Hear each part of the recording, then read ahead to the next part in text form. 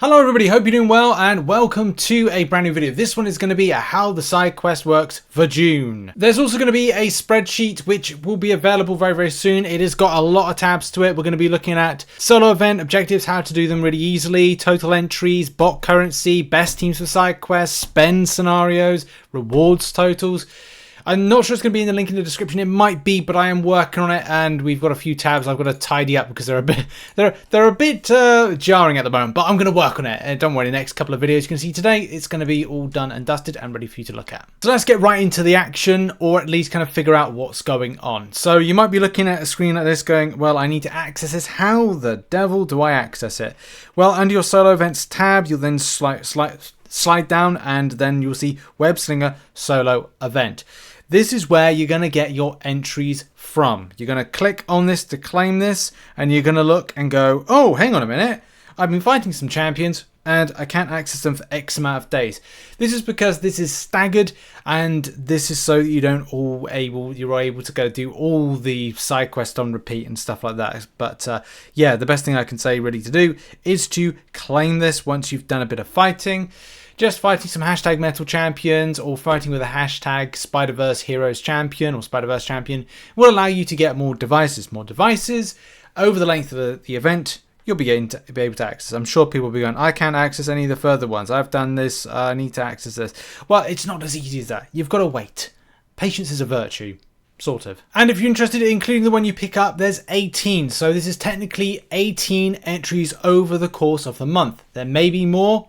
Possibly not, but this is what's in the solo event of you being able to pick up your devices, which, as I said, are your entry level for getting into the metal infestation. You might notice right there, I had to click back on it in order to access it for some reason. It just wasn't working. I don't know why. But in any case, we can now access it.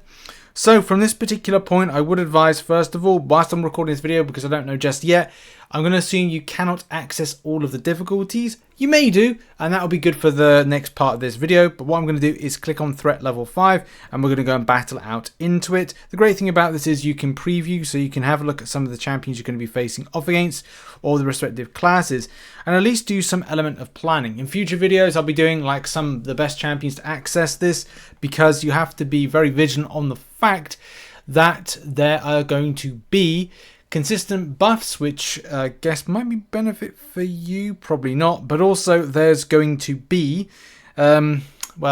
randomized defenders, so that could be good, it could be bad. Okay, so let's begin. This is the first ever try of it, so it's probably best just kind of sink a team in and just give it a try. I've had a look through some of the nodes.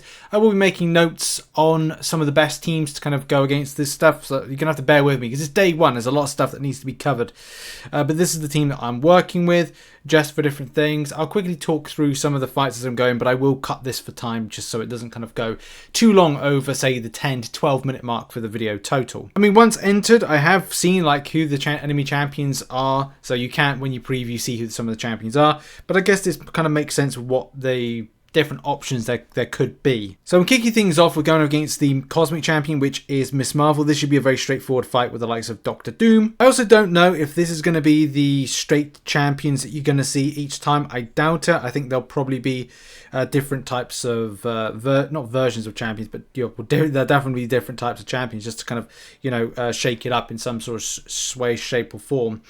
With this one. Also, another note is Kabam are kind of encouraging you to use the relics, because as you can see right there, I have got a relic spirit gauge, whatever it is, that's built up quicker. And yeah, like Doctor Doom worked quite well against that Kamala Khan. Rich get richer. She doesn't get any buffs. She doesn't get powered, but anyway, champion that gains a lot of buffs quickly is able to kind of like, power up quickly.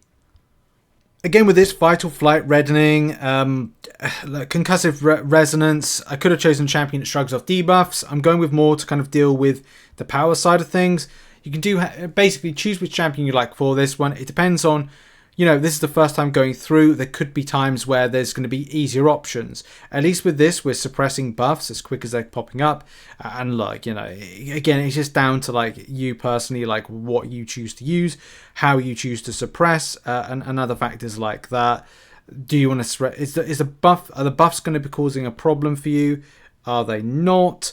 You know, it's just down to you at the end of the day, like how you want to play your kind of way with this one. I mean, look right here. I'm just playing kind of a bit well, a bit not janky, but kind of like, you know, playing very differently with this. You know, are we trying to suppress buffs? Are we trying to suppress power? Again, personal choices. This next one, Celestial Vision, like it's just a case of what you don't like about this.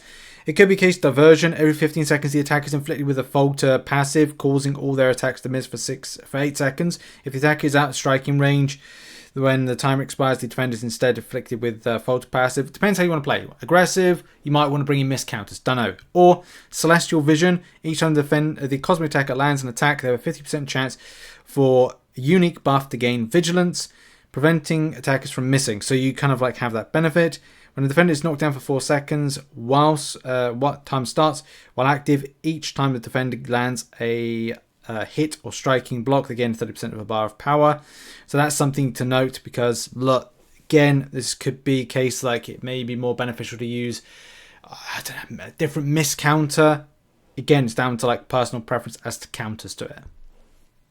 For this next one, this is a simulation. Every 5 hits in a combo, meter mutant attackers purify all bleed and cold snap debuffs currently on them. Any debuffs purified this way provide the attacker with 10% of a bar of power.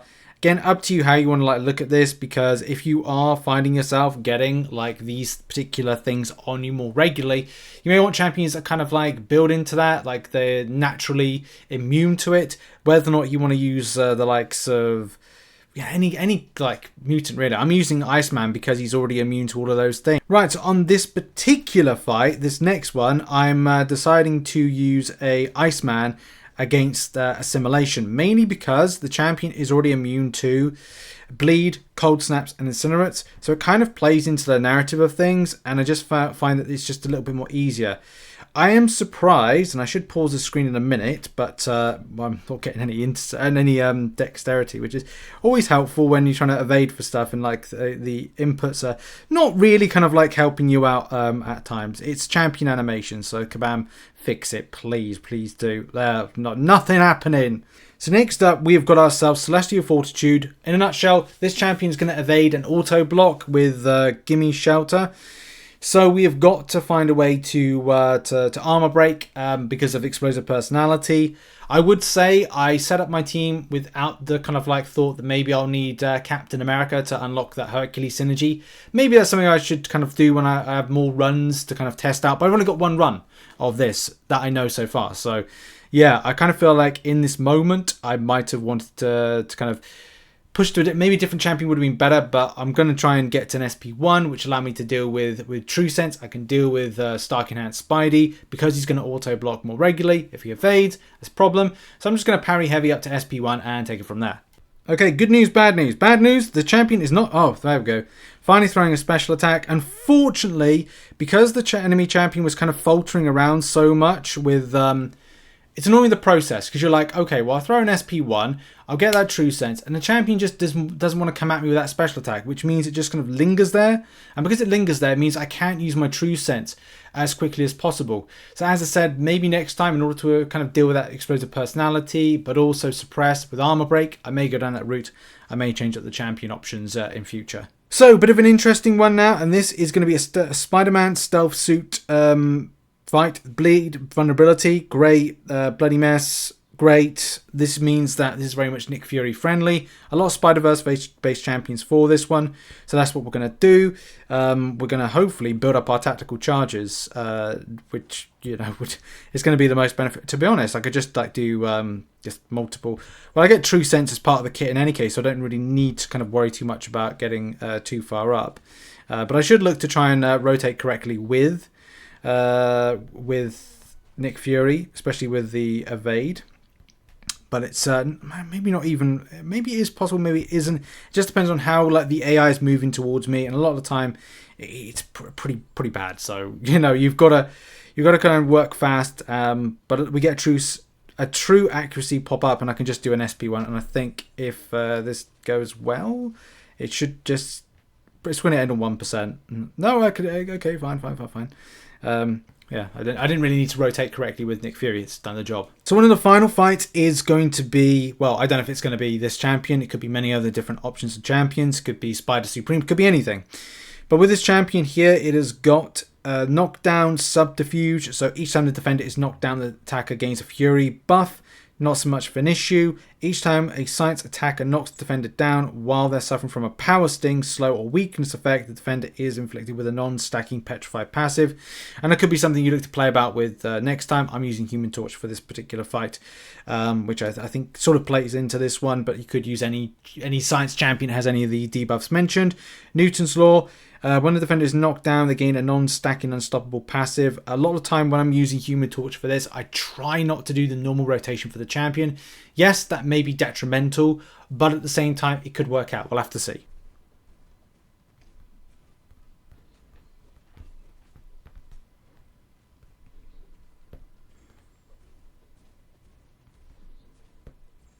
So far, so good. I'm going to launch my SP2 because I think we won't knock down. We did knock down. I need to be very careful. Very careful. Yeah, it's fine. It's fine. It's fine. That kind of like felt like was. I didn't know how that was going to go, but hey, didn't try and do a knockdown because of Newton's Law. I didn't want to trigger that off, so that was just how I played that out. Wasn't the correct way to play the champion in this particular scenario against a Mystic champion. But if it's considered stupid and it works, then it's not stupid. You also might be noticing you're not getting anything from completing. That is just really how this quest works. And as well, to answer the question, and it looks like we have answered that question, apart from the annoying pop-ups, which are just so annoying. Stop popping up. Please stop popping up. Stop it. Stop it, please. Oh, you can only access one difficulty. This is good in some ways because it gives an answer to a question that I had on this particular subject. And do look out for upcoming videos. It's like how many of the currency you can get for this. I'm still working on the video premise for the moment. 85,472. I'm just checking my spreadsheet. That is, yep, correct. As I said, the spreadsheet will be out later on today. I am working on it, as you can see, and I want to make sure that it's kind of done to a standard that is acceptable to read. But in any case, the next part of this is all about buying stuff from the store. There's a lot of mini events that come from this one, but do look out for it. Like going to the Super Exchange store and exchanging some of your items and wares, and we'll get an idea of spend scenarios later on, in the month or next week. Look out for some more videos on the subject. And that's been a video. I need to get this video out as soon as possible so I can work on the next project. I thank you so much for watching this video. Check out some other content located on the screen right now. I'll see you in the next video. Cheers, everybody. Have a great day. Bye-bye.